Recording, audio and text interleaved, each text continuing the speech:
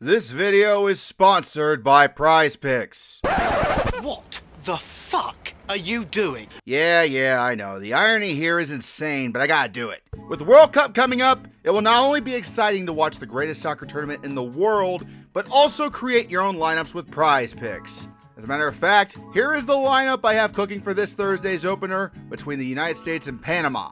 It might win me some money, or I might fail horribly. Either way, the app is super easy to use and it's available in most states, including California, Texas, and Florida. Make sure you use the code HMA and get $50 when you make your first $5 lineup. Thank you to Prize Picks for sponsoring this channel, and please remember, play responsibly. Unlike this dipshit that we're about to talk about. So, Peter, what's happening?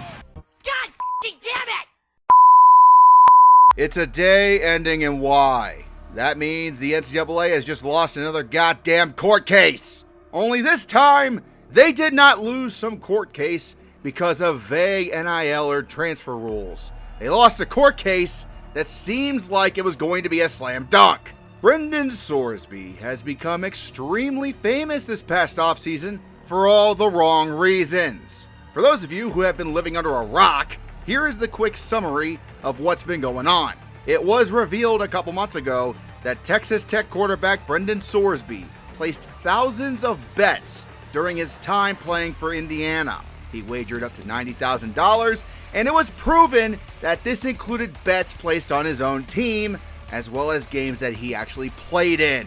Now, the NCAA naturally banned him from competing in the 2026 regular season thanks to their rules, which state clearly NCAA athletes cannot gamble on any sports that they sponsor. Myself and other fellow YouTubers saw this case, saw the punishment, and we all wish Sorsby well in the future as a backup quarterback for the Houston Gamblers of the UFL.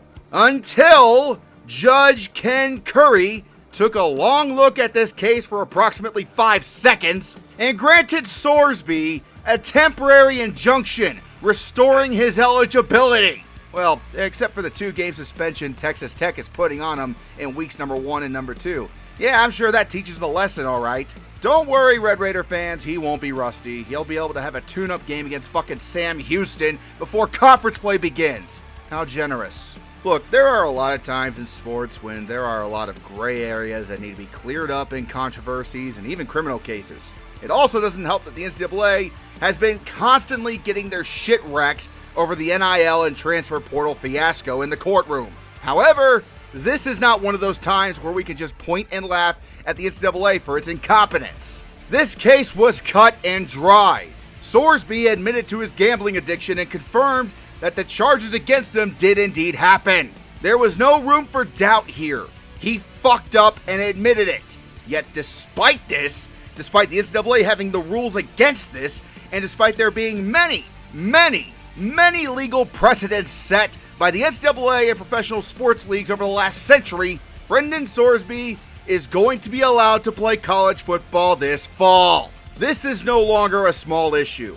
This has blown up into a full-blown catastrophe for the NCAA and could have dire consequences for sports as a whole. The integrity of sport relies on players not being beholden to a bet on how many points will be scored or who will win the game.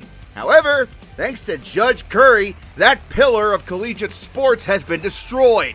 Not damaged, destroyed. One dude who got enough money to hire an attorney thanks to NIL has nuked college sports thanks to a ruling from a judge who, in my opinion, now has the same judicial integrity as half of the goddamn Georgia Bulldogs roster, and those fuckers have been getting arrested every damn week!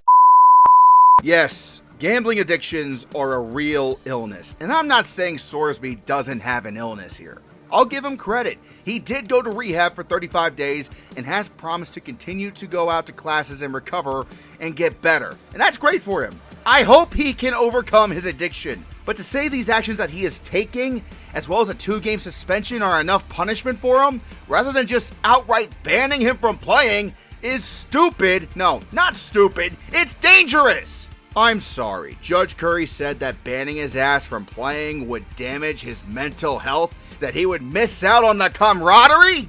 What about the wall between gambling and sports that has been built over the last century? One man's relief is laying down a fucking minefield that college sports now has to walk through.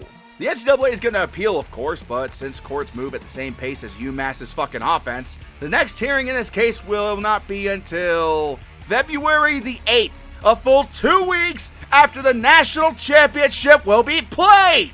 This outrage has been so bad, Nebraska has already said they will no longer play Texas Tech, which is forcing the Big Ten as a whole to start having discussions about banning Texas Tech from playing against any Big Ten team in all sponsored sports. Georgia also announced they're not going to schedule the Red Raiders going forward, which naturally means the SEC is going to have to get involved. Big 12 schools not named Texas Tech are strongly thinking about not playing Tech at this point as well, despite being in the same conference as them. That is how serious this situation is. The general mindset from everyone is that the Red Raiders should not be rewarded for potentially kneecapping college sports like this. And while I think the right move would be for these programs to come together and effectively death penalty Texas Tech, I doubt they actually do that. Why, you ask? Money talks, bullshit walks. And the money they're going to make playing their game against Texas Tech far outweighs any morals they pretend to have.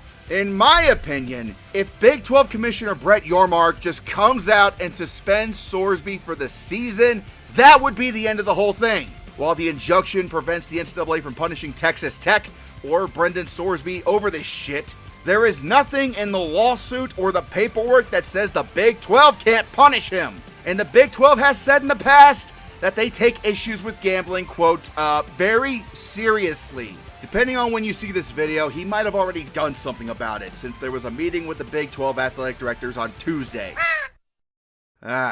Okay. So either he needs to think about it more, or he has no balls!